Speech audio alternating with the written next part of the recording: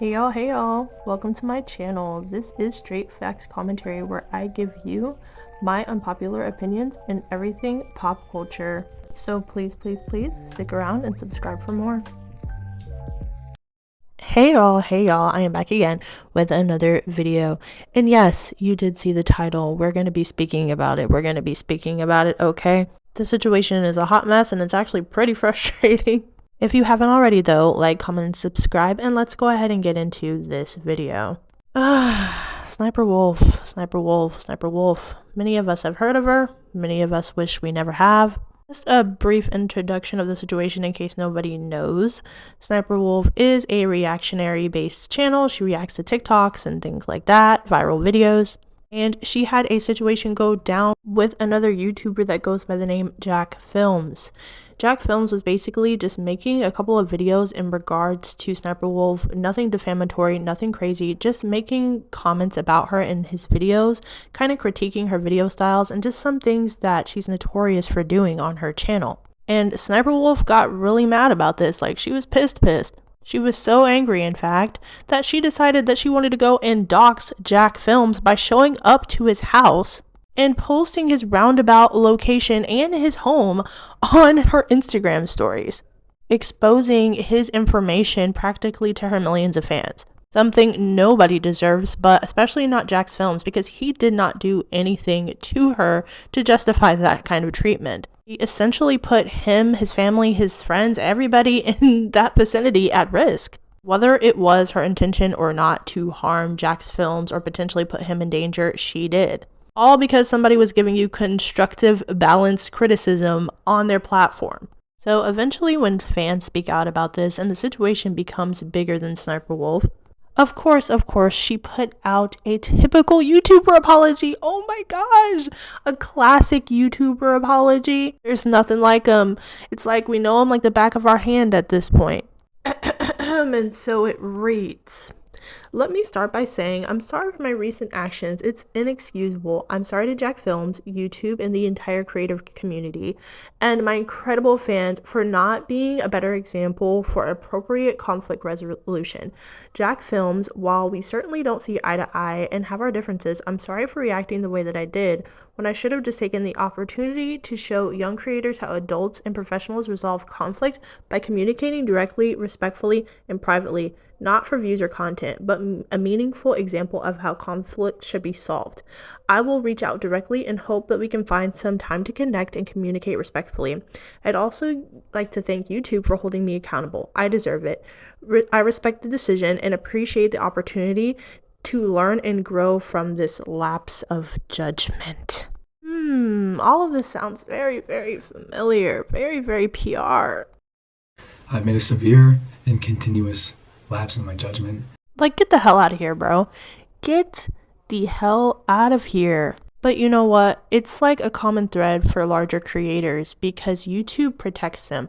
And that is the issue that we have time and time again. Like, we can name off a million people that you could think of who have done some egregious crap, okay? Some crazy crap.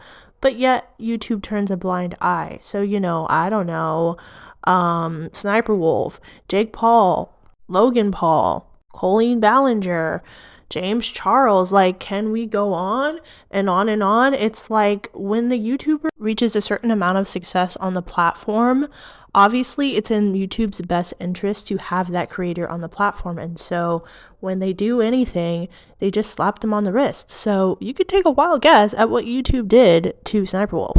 They temporarily demonetized her channel for committing a crime. Yep, you heard it here first. Temporarily demonetized her channel. And she knows she got away easy because she was just doing the standard YouTube apology. Nothing really significantly happened to her. She just got put in timeout, essentially, is what happened. She barely lost viewership. Like, if you go to her channel and look at her right now, her viewership did decline like a little bit when everything first happened, but now her viewership is almost back to exactly what it was before this even happened. Granted, majority of her audience are younger children, so a lot of the kids probably don't care about this situation, so I can see their viewership still remaining the same. But everything is almost practically back to normal as she has comments re-enabled. You know, she hasn't been making less videos than what she normally would make, like when she first came back. You know, she's kind of tiptoeing back, you know, checking the waters, seeing what's going on. She's like, the smoke has cleared, the dust has settled, YouTube has forgiven me, I'm still the golden child of YouTube amongst many others. And so let me continue to make my crummy content. And yes, I said crummy content because there's nothing interesting or innovative about it. And it's just frustrating because it's like a smaller creator would easily get knocked out for what SnipperWolf did. A man, in my opinion, would easily get knocked out for what SnipperWolf did. Knocked off of YouTube.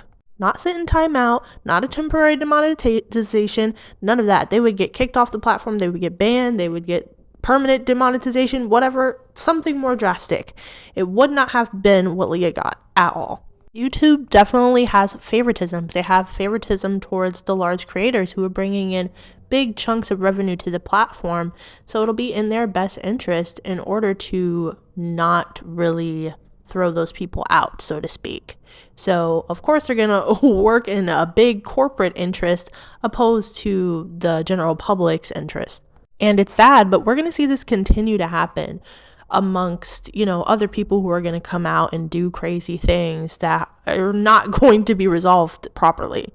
This totally reminds me of everything that's going on Twitch right now with these girls who are very clearly pushing the boundaries and doing completely inappropriate things, but yet Twitch is making so much money off of them being partially or almost nude, so they're not doing anything about it and they're continuing to let these girls do streams. Even though if a man and or smaller creator did these things, they would be immediately booted off the platform because they would consider it inappropriate. Well, it's inappropriate all the way around.